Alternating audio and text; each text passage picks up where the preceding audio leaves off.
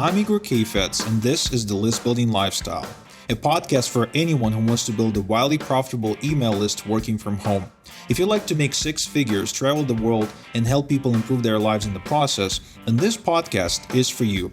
I also invite you to attend a free workshop at igor.ac where I'm teaching how I made $21,779.45 in affiliate commissions by sending just 481 clicks to my affiliate link in one day. I'm also explaining why I walked away from ClickBank and I don't promote ClickBank offers anymore, as well as the 5 things I look for in a perfect affiliate offer.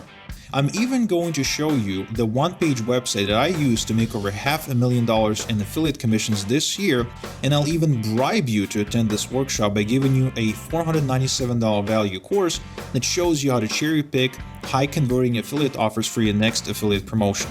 In addition, I'll even give you the 3 offers I'm promoting right now that are making me money as we speak.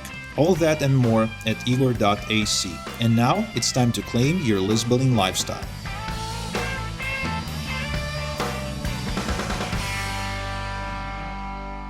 Welcome back to another edition of the List Building Lifestyle with your host, Igor Kafetz. So, my daughter attends a karate class on Mondays and Wednesdays. And with her, there is another kid that goes to school with her that attends those exact classes as well. And his dad and I got talking the other day just outside the dojo. Now, as I'm kind of overseeing how my daughter's doing push-ups and practicing her kata, this guy, he starts, grilling me about what I do because he sees that I'm driving an S-Class. He knows that my wife is also driving a nice car and we live in a nice neighborhood and so on and so on. And, he's also an immigrant like me, but he's been in Canada for 30-some years. He's from St. Petersburg, Russia, and he immigrated over here, became a data analyst for a big conglomerate that's actually very common here in Toronto. A lot of people do work for these huge corporations like banks and insurance companies and things like that. And, most immigrants that I know and most immigrants that come from that time span usually end up being, IT people, right? So, again, it could be analysts, it could be that you just write the code. Some of them are working on software and data. Whatever the case, they're all pretty much the same. They wake up in the morning, they drive to the head office or their local office, and they spend the next 8 hours behind their computer, bored out of their minds, doing the same thing they've been doing for 20 years, and they like it because they make 6 figures, they get to have their vacations, and they're get to live this really boring yet well-paid lifestyle. And for now, I would assume, for the next 10 years or so, it's still going to work for most of them. But then, of course, the inflation will catch up with them. And the whole idea of making 6 figures won't even be enough. But until then, me and him were chatting. And when you talk to me, just if you're a stranger and I'm a stranger to you, we just meet on the street, you start talking to me, you understand that I'm not, I'm different. You can tell I'm not your average Joe because of the way I talk about the mundane things and the perspective I bring about things like money, success, freedom, what's right and what's wrong, and what you should or shouldn't do. So this guy starts really going deep into what we do. And eventually, he's not getting it. And so eventually I have to say the words email marketing. I say I'm an email marketer. And this is, at this point, I regret saying it because at this point he boxes me into this spammer persona or spammer identity.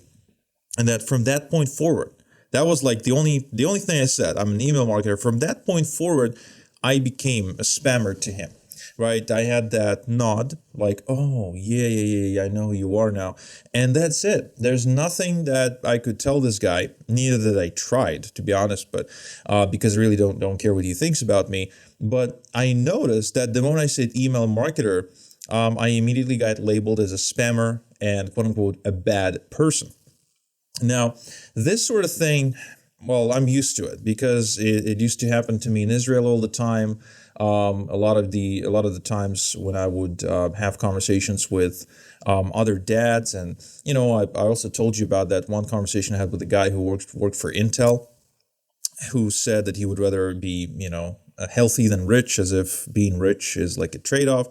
And so I'm used to that kind of stuff happening to me. And usually I alienate people who work average jobs and who really don't understand the growth mindset, right? Who don't really understand the game we're playing here and the reasons why we build businesses and build businesses online, for that matter, to be free, right? Because they're perfectly fine working their jobs, and that's cool. I mean, most people are really fine with that. I used to think most people wouldn't be, but they are.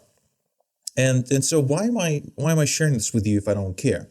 Well, I'm sharing this with you because it seems to me that in this day and age, in this society, people seem to be okay with scams in general, and they seem to be more okay with one type of scam than the other, and they sort of assume that scams are everywhere. And I am the same way, to be honest with you. For example, I had the quote unquote pleasure of getting a new lease, like a new car lease, a couple of weeks ago. And I had to go into the dealership. I'm not going to name the actual dealership I went to, but it was a Lexus dealership. And that was my fifth dealership that I've tried. No, not specifically for Lexus, but in general, the fifth dealership in a span of a month. I spoke to BMW and Volvo and Volkswagen, and I mean a bunch of them. So in this particular case, it was a Lexus dealership here local, and going in, I already know that these guys are going to try to scam me, right? So going in, just like that other guy who found out that if I'm an email marketer, it means I'm a spammer and a scammer, right? Going into the dealership, I expect to be somehow taken for a ride. I expect to be lied to. I expect for them to cheat me, and I'm coming in with these defenses. And for the next 3 hours, I'm picking a car, and then I'm negotiating with the sales guy. Nice sales guy. His name is Archie. Really nice guy. Still, his job, I believe, is to take me for a ride. And so this negotiation process takes 3 hours, and I have to waste, and I truly believe that was a waste of my time, but I have to waste 3 hours of my life that I never get back on negotiating that price. So eventually I get down to a price that I feel comfortable with, knowing that there's probably a little bit more margin, but at the same time, I know that Archie has to eat. So I'm like, okay, I'm good to go. But then they walk me to another office. It's called the financial manager's office, where you get this really nice lady who's really nice to you, and she's almost apologetic about everything she's saying. Yet she's there to scam you too. She's there to get you to spend another maybe $100, maybe $200 per month with the dealership for things like gap insurance and for all sorts of add-ons. And, the moment she mentioned anything about any sort of upsells or any additions or anything like that, I call off the deal. And here's what happens then. I call off the deal and I say, you know what? Screw that. I'm not buying the car. Cancel. Just give me my $1,000 deposit back, and I'm out of here. Now she's panicking. She never had someone go back on a deal that fast, apparently, because she probably never dealt with Russian Jews. But then, so she says, okay, give me 1 sec. She goes out. She tells Archie what's happening. The salesperson, Archie comes in. He barges in, closes the door. And he basically goes on to explain to me that her job is to upsell the crap out of me, and that I shouldn't take any upsells. So even Archie knows that she's there to scam me with some upsells that I don't even know. So eventually, we continue the negotiations. I do not call off the deal. I keep the same price. I take no add-ons. But you see, the whole experience is very stressful, yet it is widely accepted that that's the way things are. And this sort of scam, people are completely fine with. And so this is the kind of scam that's been going on for 50 years? I don't know when car dealerships, started, maybe even more, maybe 80 years. Point being is that if you get on YouTube and you type in car dealership scam, you will get a ton of material, ton of footage of people who either work or own car dealerships or work in car dealerships or maybe used to own car dealerships who start sharing with you the things that are going on. In fact, after going through all of this, I actually called up a buddy of mine in New Jersey who owns several car dealerships and supplies cars for several of them. And I asked him, like, is this normal? Like, is this what's going on? And he said, yeah, the industry is dirty. Now, the conversation I had with him reminds me a lot of the conversations I occasionally, not as much anymore because I'm sort of past that point, but I used to, especially when I was selling things on the phone a lot back several years ago.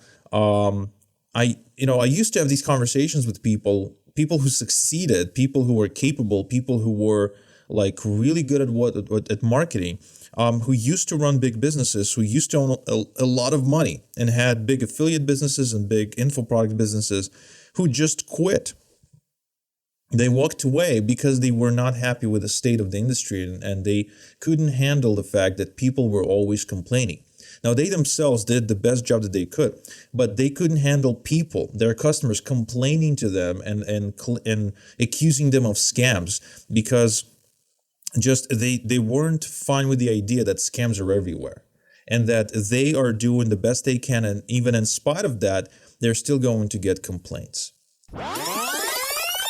Yo, it's Igor. If you're loving the content, hop on over to listbuildinglifestyleshow.com for more free training and a free transcript of this episode. Oh, and I'd really appreciate if you logged into iTunes and rated the show. It really helps. Thanks. You see, but that's the kind of thing you have to remember, that the world isn't black and white, and the internet marketing niche isn't black and white either. And quite frankly, our industry is full of scams. That's cool. That's just a state of being, a state of the industry, I guess. But if you look into other industries, if you open your eyes and pull your head out of your ass and stop being so ignorant sometimes and so close-minded, then just look around and go talk to people from different industries. Talk to people from the pharmaceutical industries. Talk to people from IT. Talk to people from the car business. Talk to other people in different industries. You'll see that this is a never-ending and ongoing conversation. That's always there. In fact, there's industries out there who just literally build on top of this one thing, on top of scams. Go look into the financial advisor industry. Nobody trusts them. Some people do. Some people who really don't understand anything about investments, etc. They kind of go talk to financial advisors. But the financial advisory business, or the investment business, or any of these heavily regulated businesses, they're all full of scams. I mean, we don't even have to go looking. Think Bernie Madoff, the most trustworthy dude on Wall Street, turned out to be the biggest scam in history, embezzling so much money and stealing so much money as well, although he was really, really trustworthy. So I guess where I'm going with this is, if you're even thinking about becoming a full-time internet marketer, regardless of the actual skill set, like if you're going to be building, funnels for people using ClickFunnels, or if you're going to create your own software, or if you're going to provide some sort of a service, or if you're going to sell memberships and coaching programs. Especially, by the way, if you're going to sell memberships and coaching programs, if you're going to do any sort of health stuff, you better get kind of used to the idea that some of your customers will be calling you a scammer, and a lot of the people who won't be buying from you, they won't be buying from you because they won't trust you. And you'll have to work a lot to earn their trust and to build your credibility to a point where enough of them will trust you and decide to do business with you. And no one's immune to that. Nobody's immune to that. Always, you're just always questioned. That's just the nature of the beast. So if you can't handle it, if you don't have the stomach for it, you better go looking for a different industry. Because even if you choose to hide behind someone else's product, let's just say you buy into a franchise or you get a licensing deal like you could with my buddy Dean Holland, for example, right? You can get a ready-made business. And you can find out more about that at igor.ac. But even if you get a ready-made business, you still have to be the one looking at the records. You still have to be the one getting the customers, and you will still be exposed to people saying, "Oh, you're a scammer and you're evil," etc. Just this morning when I woke up, there were 4 PayPal disputes waiting for me. That was one customer who's been paying me for 4 months on a subscription that now thinks I'm a scammer. I don't know why yet. We haven't been able to contact them. But point being is that even at this point, when I'm, walking around the industry, proverbially walking around the industry, I usually just walk around the desk in my office. But when I walk around the industry full, with my pockets full of video testimonials from people who are beginners, from superstars, when people tell stories to each other about me, when they can attend my webinars, they can look into all the proof I'm providing, they can pretty much see that I'm a real person with a real intent to help them, with the real knowledge and real skill set, and doing a pretty good job at it too. Even then, I still get tons of people emailing me and attending my webinars who just say mean, nasty things about me because they box me into that category. And I used to really it used to bother me a lot, and I believed that it would cause me to put just the foot on the brake. But I'm coming to realize in the last couple of years, just talking to more and more people, as well as looking into other industries, just because I have to, not because I want to, but just because I have to. I'm coming to realize that a lot of that stuff is really subjective, and that no matter the industry, you're always going to have to deal with it.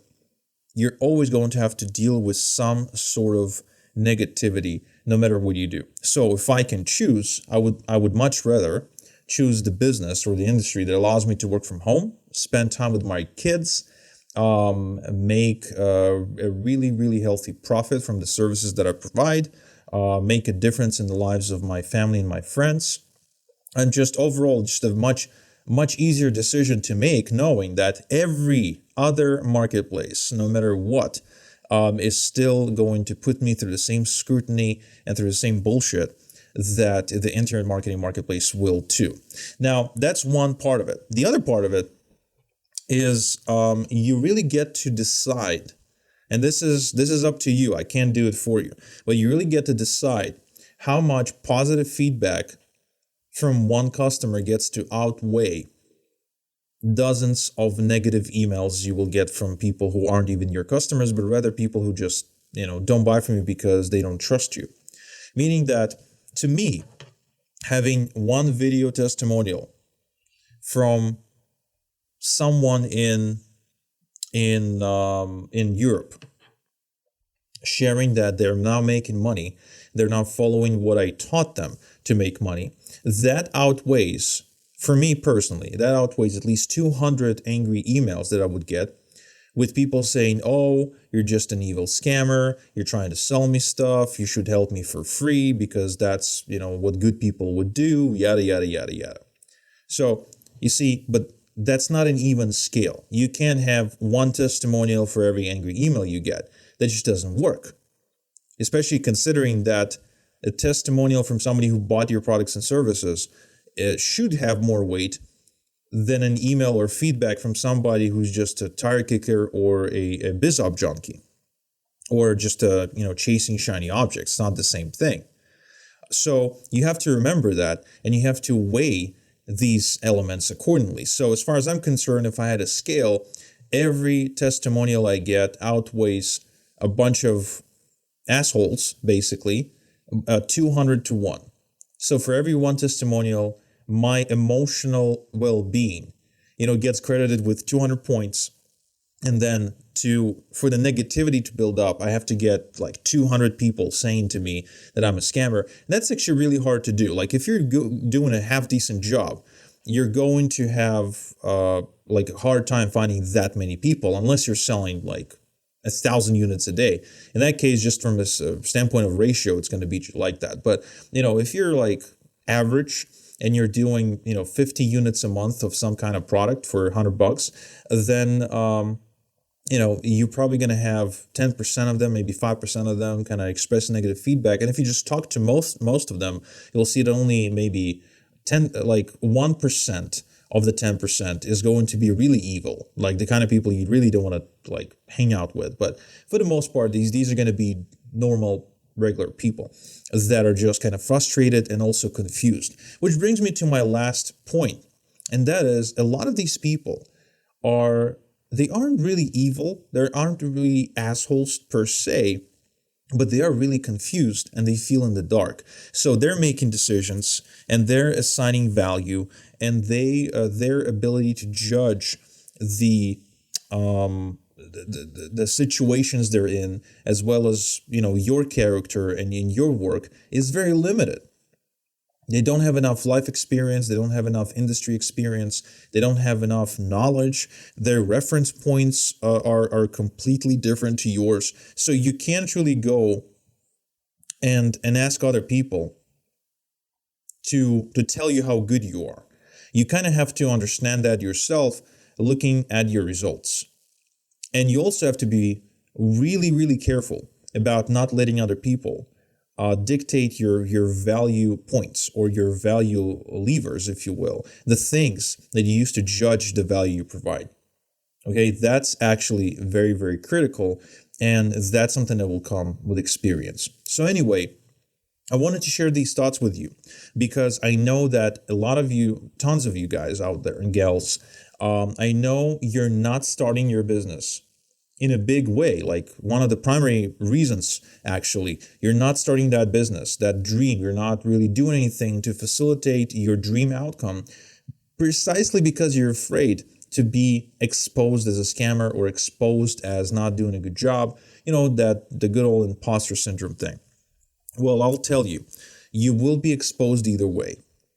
You will be exposed either way. But the question is, would you like to be exposed when you're making a lot of money and helping some of your customers because they'll just be normal, adequate people who will be able to work with you, and have some of them complain to you because their, situation will be different, their value judgment will be different, etc., and maybe just go refund those people and let them go? Or would you rather be judged as a loser and not do anything with your life, or stay in a really bad place where you are right now? That's really up to you. So when I had to make the decision of whether staying where I was or having to risk my emotional well-being and risk, quote unquote, being exposed, if you will,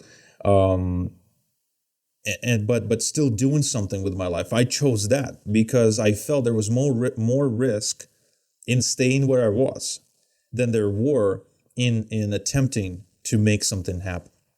So think about that as the music fades away. So this is Igor. Thank you so much for listening to another episode of The Lisbonian Lifestyle. And until next time we chat, have a good one. Thank you for listening to The Lisbonian Lifestyle. Get access to previous episodes, the transcription of today's show, as well as other exclusive content at LisbonianLifestyleShow.com. Also, don't forget to claim your free seat at the workshop I'm hosting this week, where I showed the two-step system that made me the top affiliate for people like Matt Basak, John Crestani, Richard Legg, Michael Cheney, and many, many others. In fact, on this workshop, I'm going to show you the exact approach I take whenever I promote an affiliate offer, the exact offers I promote, as well as how I was able to make over $500,000 in commissions using my small list of just 18,000 people promoting a weird type of product that almost no one else promotes. All that is yours at igor.ac. So go ahead, claim your seat right now, and I'll see you there.